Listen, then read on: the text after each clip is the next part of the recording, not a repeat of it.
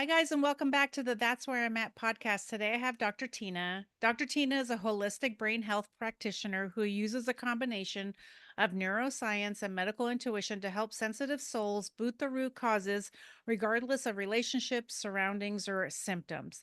Because she felt like she was a magnet to toxic people for most of her life, she had to figure out how to deflect them.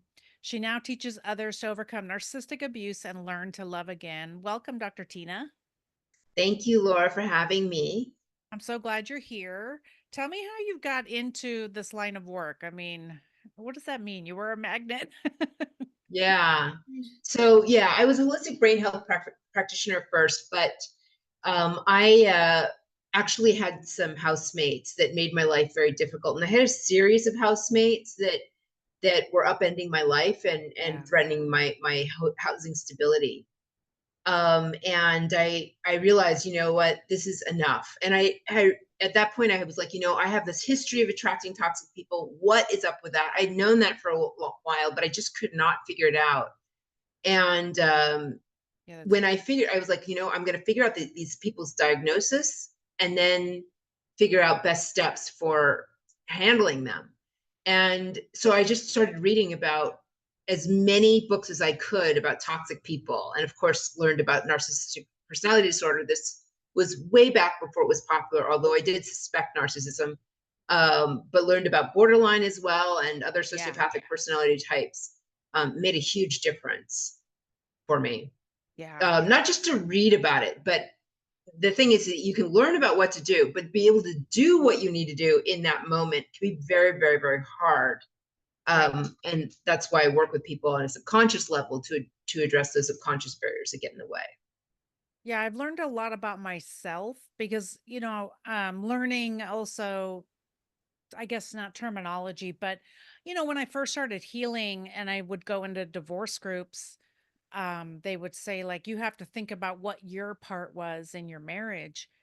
And as I started to understand abuse, I'm like, wait, I didn't have a part as far as someone abusing me, but there are patterns that I had as a person that was attracting them, you know, people pleasing. And I Mm. didn't have boundaries, that's for sure. And so I feel like that was really attractive to a lot of people because, with boundaries, when you start setting them, the people who are the maddest are the ones who benefited from you not having any boundaries, and I had to learn how to do that. Um, what do you think about that? I couldn't agree more. Yeah. I mean, being boundaried up, having that ability to hold healthy boundaries makes all the difference in the world. Yeah. Yeah. I, Eh, you know, and I have to say that there were a lot of differences between me and my sister, but my sister did not get treated in the same way I did, and she did Oh, have healthy boundaries. But there's also this concept of splitting that can happen in families too, where one person is a good person and one person is a bad person. So oh, okay. he actually got the emotional support she needed to be able to love herself enough to stand up for herself, to say, Okay. I'm more important than your happiness. Whereas I was like, it wasn't that I believed that their happiness was more important, but it was more like I'm trying to please you in a very unhealthy way Yeah. by not speaking up. Or and I also had, how we have fight, flight, or freeze, right? Yeah. I'd have a freeze response. Hmm. And so I really couldn't defend myself because my brain was just like, I was so stressed out by the anger that was dealing with growing up that I couldn't think straight. And my sister could. Makes all the difference in the world. It really does. And so is it just coming to that point of we're are setting our own, boundaries, or really just trying to be brave in being able to say, this is not okay with me. I feel like in society, we're societalized to be like the good girl and be quiet and don't ruffle any feathers. And especially in certain families, I mean, I'm Hispanic. You sure didn't talk back or say what your needs are. No one's allowing you to do that, So Mhm. what do you see in that? I think being able to set healthy boundaries involves a lot of different things. Yeah. Um, One is that you have to love yourself so much that you're just not Yes. willing to take crap from people. You're just like, oh, that person is only capable of, or this person isn't treating me nicely, Yeah. I'm not going to take that. Like their friendship or how much they care about me doesn't matter to me. Like I'm willing to let them go. And it doesn't even matter what position they're in. You just need to stand up for yourself and even quit a job or move out of a house or whatever you need to do to Right. get out of that relationship if the person is toxic, right? And Right. I think healthy people just wouldn't put up with it. They were just like, you know what? I'm entitled to be treated better, being treated Yeah. better. I'm out of here. Right. And so it starts with that self-concept of like, I deserve better and I'm not Mhm. going to take this. Right. I think that the another thing that needs to happen is, first of all, I mentioned the fight, flight, or freeze. If you're freezing, you Yeah. can't think straight in the No. moment. So that's No. really key. But the boundaries are also, also like knowing what to say. And then another aspect about it is you have to be with narcissists, you really got to be calm, cool, and collected, because as soon as, like, if you just fight with them, that can be a problem too, because they know Yeah. that they're triggering you, and Yes. in their evil ways they just love to do that, right? So Yeah. you need to be emotionally like, I'm not triggered, you're not going to bother me, I'm just out of here, I'm not going to take it, Right. right? And so getting to that point takes, at least in my world, has Yes. taken a lot of release work, releasing that trauma from your past, releasing that inherited Yes. trauma, and releasing past life trauma. And that's Yes. how clients are able to get to this position of being able to speak directly to the issue Right. and leaving the relationship if they need to. But then some other miraculous things are happening with some other techniques I'm using that are kind of crazy. So Okay. happy to share those. But Yeah. yeah, I mean, healthy Tell boundaries is us. so. Yeah. Tell us about those.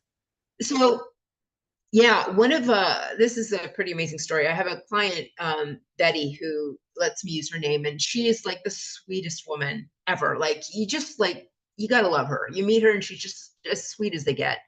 And one day, we had a session and she had a physical issue, and I kept getting, I need to address something else. And I was like, Betty, I'm sorry. I'm getting that there's something really important we need to address.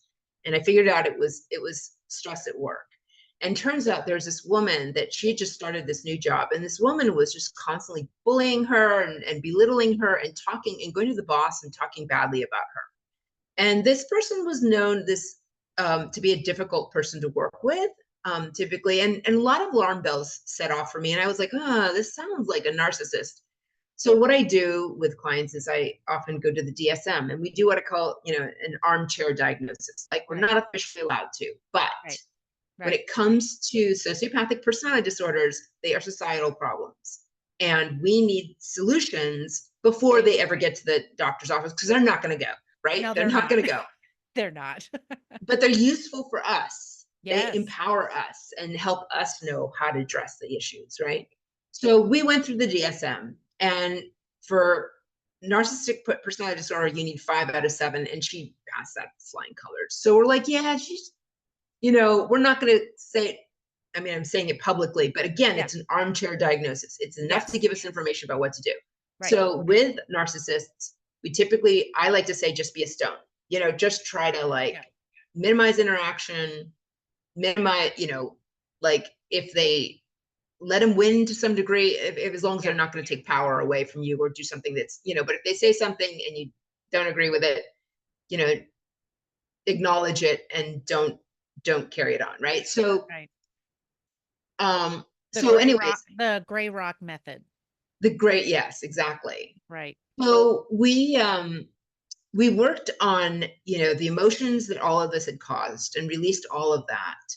And then what I did was, I have this really cool system to, it's called Court of Atonement, where I bring the soul of my client and the soul of the bully into a higher power and have things worked out on an astral plane. Wow. And um, it was incredible. The next day, not the next day, but the next time we met, like about a week later, she said, everything has changed. Wow.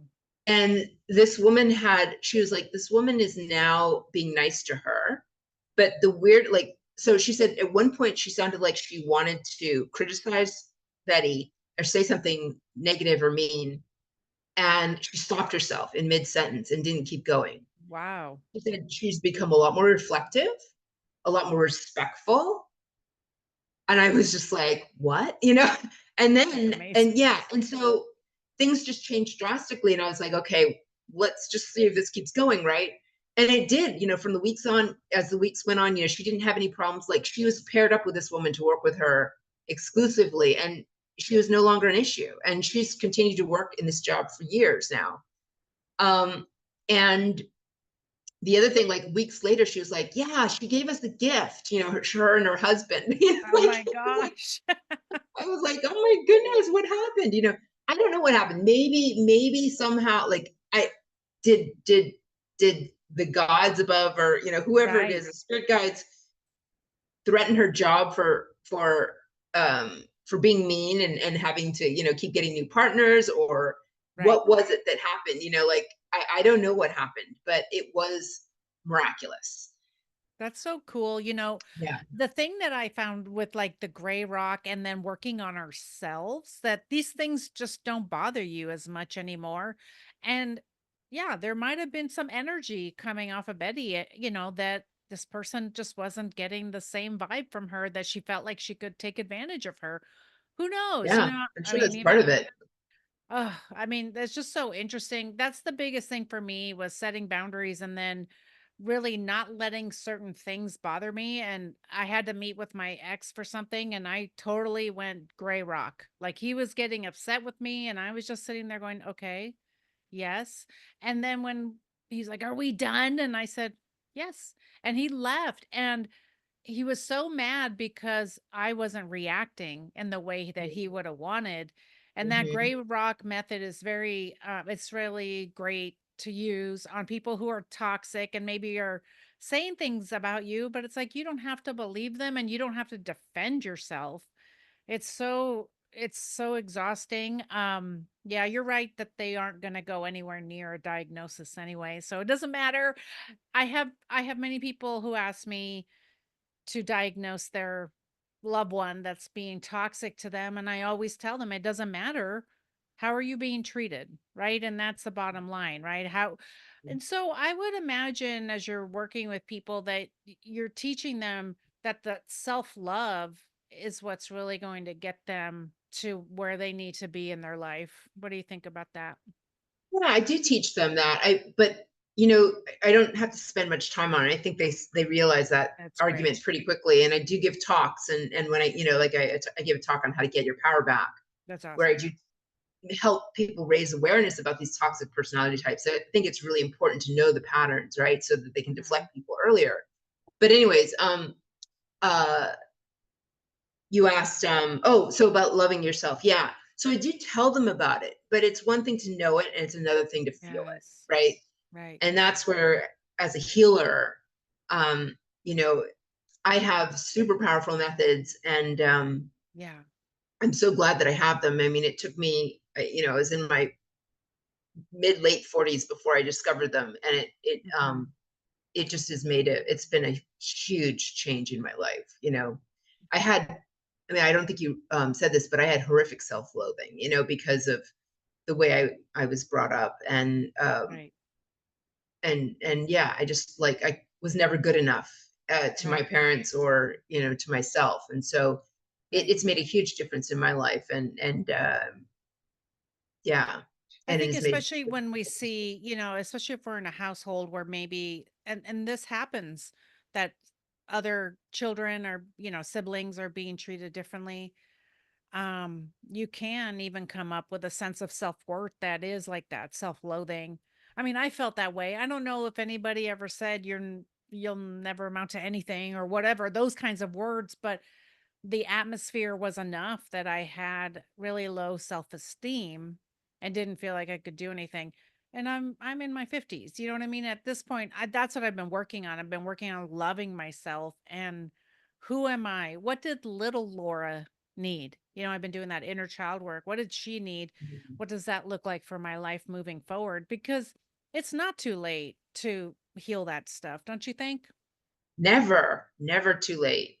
Why not live the life you want, right? And I Right. think the more we do this work, the better the world will be in general. We all need the more people that are healed, that just,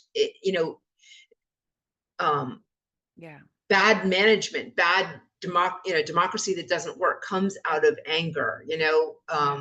Yeah. and comes out of unresolved issues, right? Right. Um, so I mean, I can think a lot about that sort of in a societal level, or talk a lot about that in a societal level. Yeah. But yeah, I think everybody, the more inner work you do, the more you're going to impact the world positively. And don't we all want that, right? I mean, for sure, because I see the ripple effects. I don't know that people realize the ripple effects of when you heal, how you can ripple out to the rest of the world. But if we do look at society or even our circle, when you're around a lot of negativity, it feels like everything is terrible. And then Yeah. and if you get around those people that are more positive, it feels a little less terrible. I mean, it feels better. And so that was one of the things for me. I noticed that I don't know if you ever talk about this when you're doing healing and you'll see that certain people around you no longer want to be around you.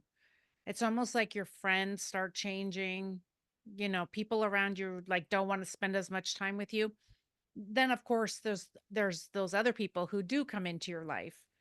Hmm. And so I have noticed that as I was healing, that I didn't have to break up with anybody. You know what I mean? Like certain friends just couldn't handle this healing version without me having to say, I don't go around saying, you should go to therapy. I don't say Right. things like that. I don't know. Have you had people experiencing that, clients experiencing that, or have you experienced Definitely. that? Definitely. Yeah. Yeah, people have come to me oftentimes with relationships that aren't working out, right? And Yeah. and there's either one of two things that can happen with these relationships. We release barriers, and the relationships can thrive in ways that like they live happily ever after. I mean, it's just really quite an amazing shift that happens. Yeah. And then sometimes we do that and the person says, "Oh, this person isn't good for me," and they move on. They Yeah. finally make that choice to move on. And they gain that awareness regardless that they need to love themselves first. And Right. then if it ask themselves, they can ask themselves the question, is this person good for me? Right. Right. So regardless, they're in a better place. But yeah. Yeah. That's really good, and really making that declaration, I'm worth more than this, especially when you're being treated poorly. But yeah, it's so interesting to me. I was like, am I never gonna have any friends again at the end of this? Mm, But my coaches and my therapists have helped me to realize, no, look at who's around you. I'm like, I see them, I see them. You have to be aware when you're doing the healing, who's around you and who's not, because those are, the right people will be around you. That's for sure. yeah. Um, It's interesting because I know that I spent, the first half of my life like under a dark cloud, okay. and the things that it wasn't just people, but it was also the things I was attracted to, right? Okay. So one thing, I did was I spent a lot of time volunteering with Amnesty International, and with Amnesty, you're hearing a lot of stories of absolute horrific torture, right? Okay. And I remember I took a class on the Holocaust, for example, in college, and that's like pretty damn dark story, right? Yeah. And and it's not that it's interesting because I don't I it's I acknowledge all of that as being real, but it's almost like I just don't want to be around it anymore. I Yes. don't want to um dismiss it. I think it's super important when it comes Yeah. to clients. I'm very happy to, hear their dark stories and be that person for them Yes. because I know that I can help them change. I think Yes. it's when you hear about these stories and there's nothing that you can do that actually, is or a limited amount of things you can do. Like with Amnesty, there's a very limited amount of things I can do. So, um, at least with the time I have.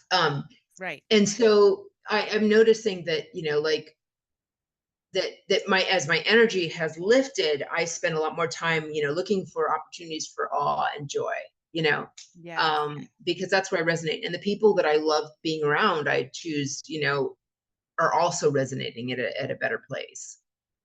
That's so true. I was saying, I was in a lot of narcissistic abuse awareness groups. And yeah, they were starting to affect me in ways that I was like, oh, this is really bothering my mental health. Because there's some stories that are just so terrible, and I just want to reach Yeah. in through the phone and like, shake these men, or it's usually men that in the groups I'm in. I think the majority might be men, and it just makes me sad. And so I was like, Yeah. oh no, this is affecting my mental health, and I just couldn't do it all the time. So I had to limit where I was putting my energy and try and figure out where am I going to expend my energy to help others? How can I help others? Not I don't have to do it this way, right? We can do it a different way. And so that's what I was trying to do for sure. So it's Yeah. that You awareness, know, right? yeah, and it's interesting. I want to bring up this concept because when since we're on the subject, we have a concept called a heart wall. And what happens Okay. with a lot of trauma is that we get trapped emotions can get trapped around our hearts and impede us from fulfilling Oh, our passions in life okay. or being passionate about another person. Um, and and this is something that can get released, but it is a concept that I think a lot of people don't know about that happens with repetitive trauma. So like, you know how Okay. people's capacity for joy gets shut down by repeated trauma, right? Yes, So yes. releasing this heart wall is part of that, but also releasing beliefs and releasing feelings of hopelessness and so forth. So there's a lot that Okay. needs to get released, but this heart wall is a a barrier to passion. And people with a lot of trauma can have very, very thick heart walls. I had Right. a lot. Yeah. Well, and it makes sense, right? You're going into self-preservation mode to try and protect yourself, right? It is a protective response. Yeah. Yeah. I So, mean, so much of what we do, if we don't defend ourselves was originally a protective response. yeah. Yeah. So, okay, so when people come to you, are they're ready to usually start doing the work?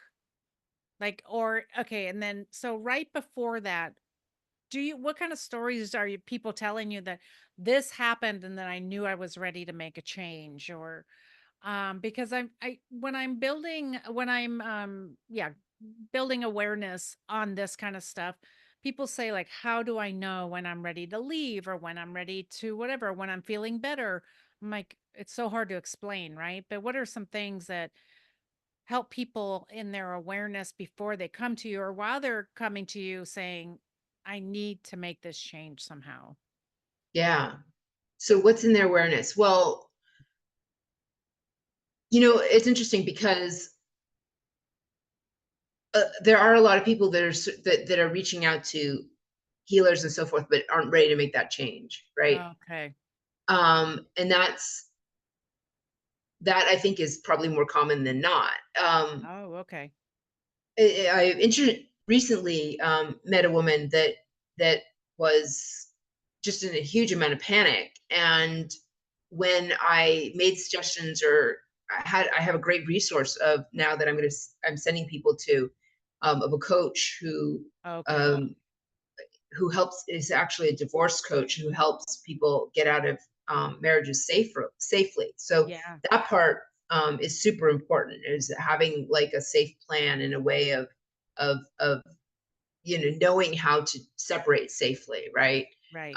But she didn't want to talk to him or her. She didn't Yeah. want to talk to her, and so there's a lot of like there's this concept of alignment. There's an alignment issue, right? Okay. And it's interesting because we aren't always, like I can look at, ask somebody's subconscious and figure out how aligned they are with health or in alignment with, safety or in alignment with love, um, whatever it is. So like if they're not in alignment with what's best for them, we can work on that if they're interested in moving forward. Okay. But some people aren't even, and I can't speak to what that final thing is that makes them Yeah. move forward. Um, but it may be, like for me, it was that knowledge of housing instability that, this is Yeah. gonna tear me apart. And I've had a narcissist. I mean, like I grew up with them, and then I had a narcissist that destroyed my career. Okay. Um, Yeah. and So I knew, I think it was just like that final understanding that what narcissists can do. I think Hmm. when people are in those relationships, also they get very tied to that initial impression. Yeah. Yeah. The impression that, and then also they're, it's a good thing that we have a lot more awareness about narcissism than we used to, Yeah. but they have a hard time letting go of also the perception that of how other people see this narcissist, Yes. because that's a perception that they choose to share with other people, Right. but it's not their whole being. And I think a lot of people have a hard time accepting that the narcissist that they're dealing with Yeah. is, they have the privilege of seeing the full package, and it's not just the initial impression that matters. It's, and I think that that's the thing, is that we often get too tied to our initial impressions. I mean, Yeah. that's the way our brains work, and we categorize people, into these buckets. Yeah. We have to realize that relationships take time. It takes time to develop trust, and we cannot necessarily trust that initial impression. Hmm.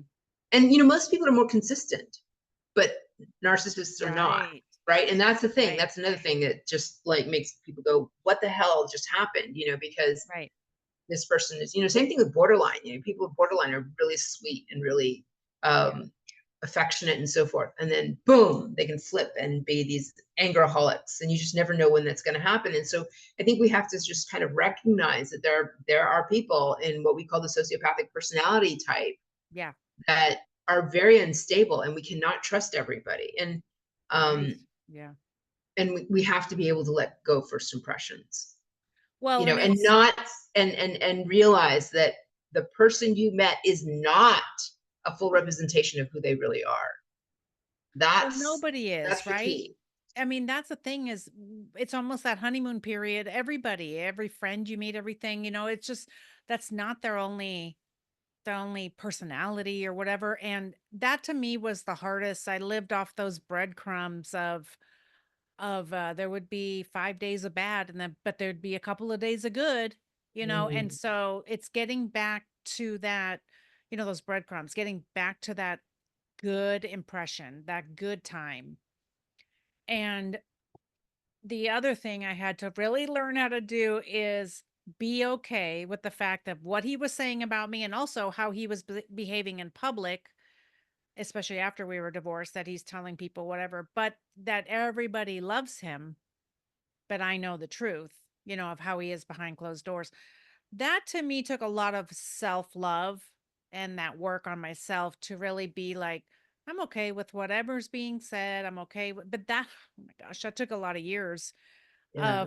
of work to be able to be like okay in my own skin and um that whatever he's doing, what can I do? There's nothing I can do. I tell my side of the story, whatever, you know what I mean, and on a podcast and all this stuff and warn others, but people say, but he's such a nice guy. Yes, that's why I titled my book Married to a Nice Guy, because they fool so many people. They don't get to see, everybody doesn't get to see Yeah. that, you know, the piece of shit guy. You know what I mean? Not everybody gets to see that. They only see the Yeah. nice. And I just want to underline that point, because narcissists are often, like how we typically think of sociopaths as these ugly people that Right. are evil on TV, right? Right. And narcissists are often very charming. They Yes. can be very handsome or Right. beautiful, and they can often be leaders, Yeah. like of churches. Yes.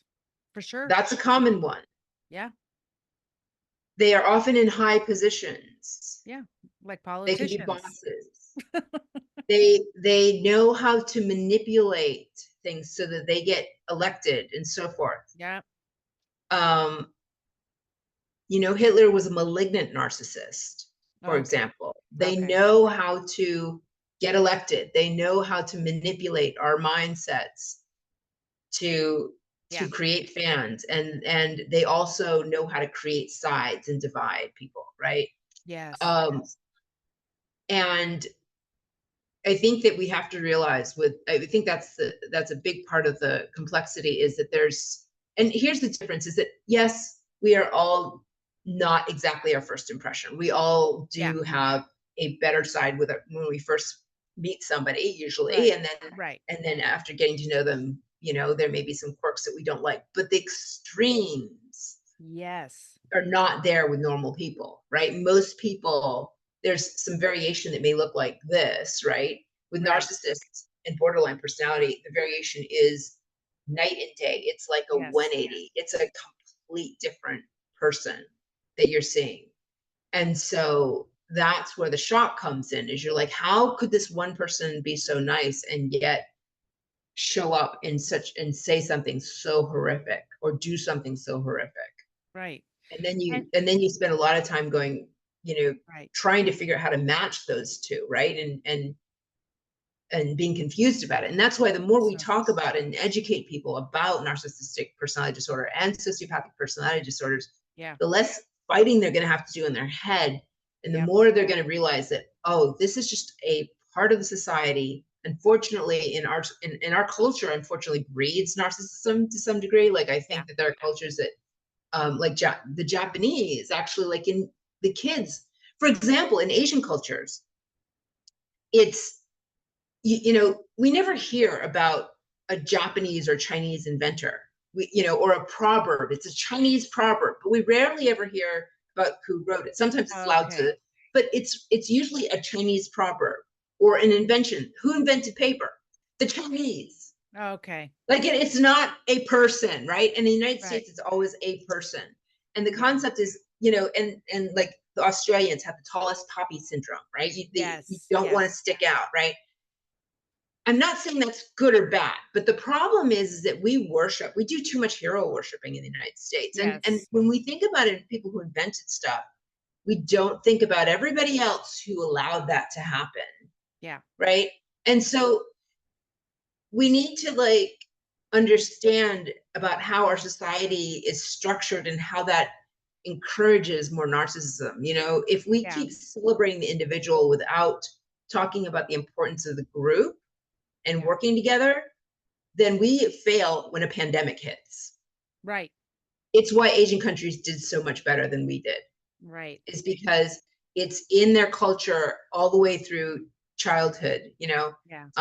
In Japan, kids are, it's a heavy part of their curriculum to learn to get along with others Yeah. and to be kind to others on buses and so forth. They go through exercises to teach kids how to be kind to others. It's just like, why don't we do that? It's just so wonderful. It's Right.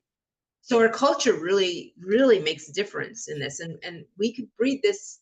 I don't know if we can completely breed it out. I think there's brain damage involved, but there's an interaction between culture and narcissism for sure. And Yeah. if narcissism wasn't celebrated, which it is in the United States, Yeah. then they would have to be a lot more careful, right? And Right. yeah, and they wouldn't be as attractive either because Right. we wouldn't celebrate it that much.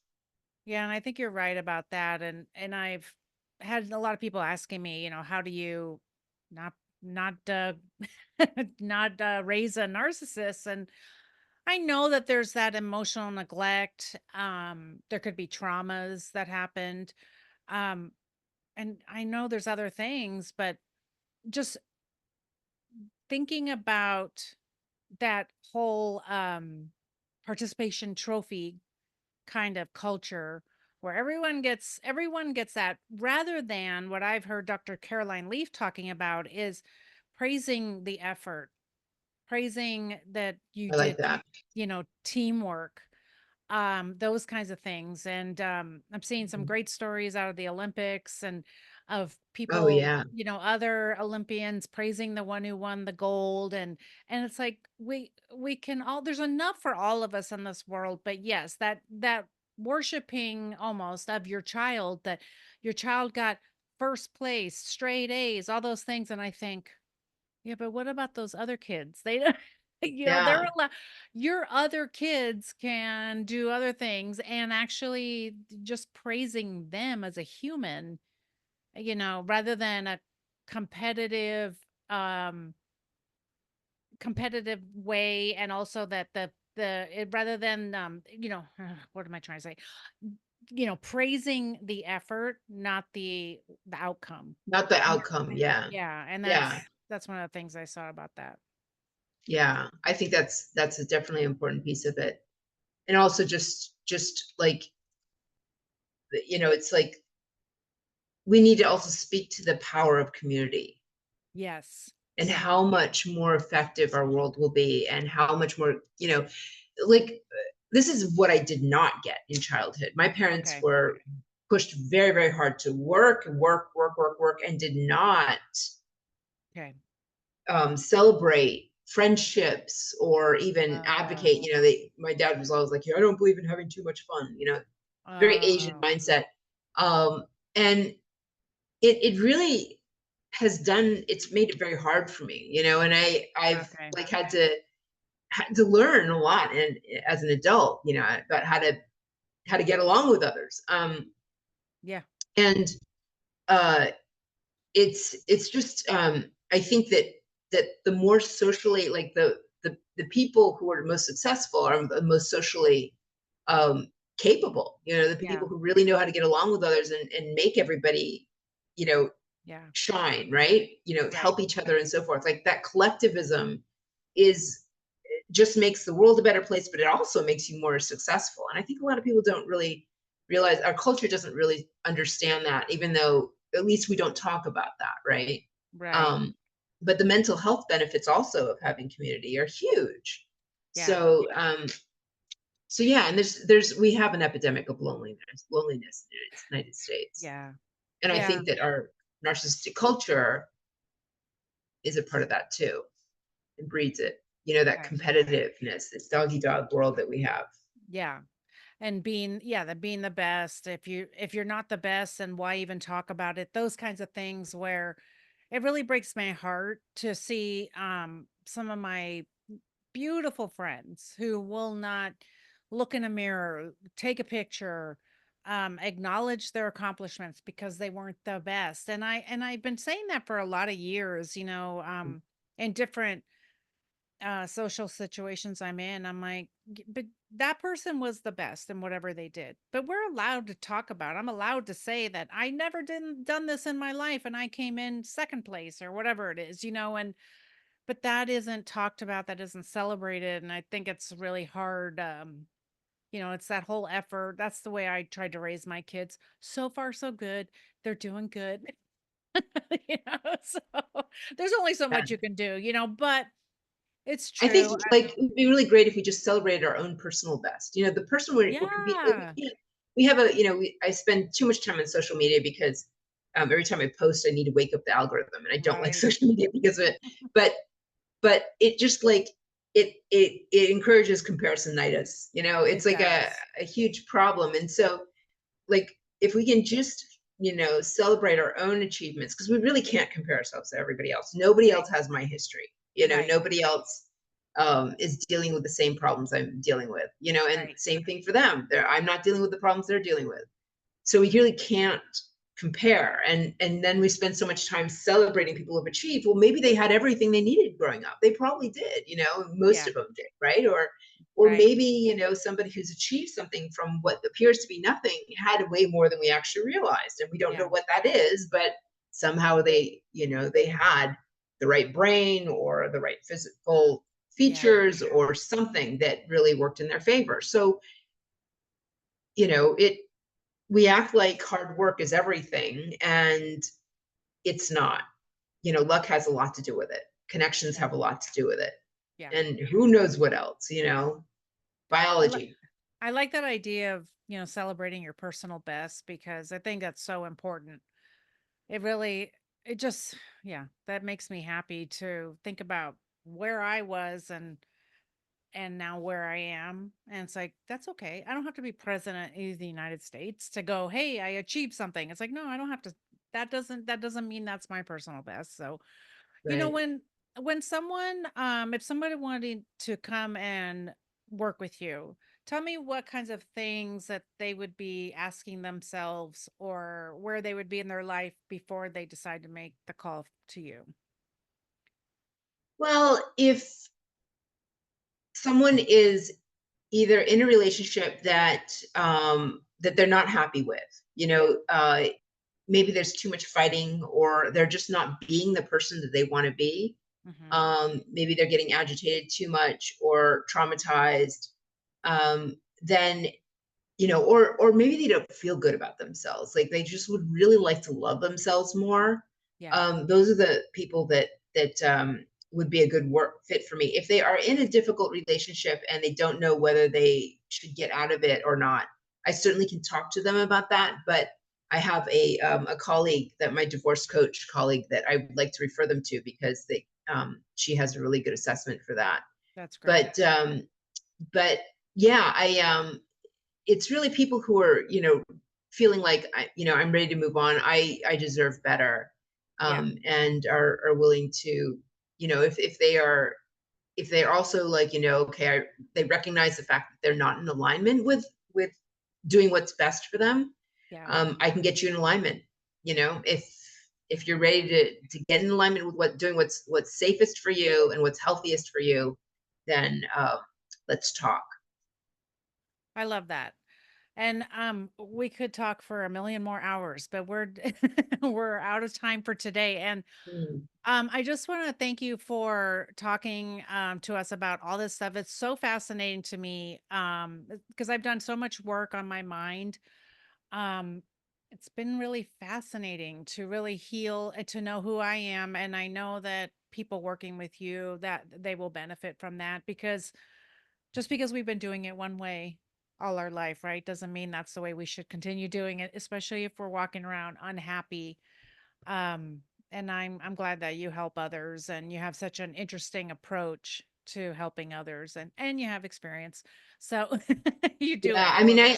I like to tell people, don't try hard, try easy. Like Oh, they want an easy way to address this, releasing subconscious barriers is the yes. easiest, and it's just an easy and fast way to get to where you want to go. It's pretty amazing about how quickly things can work.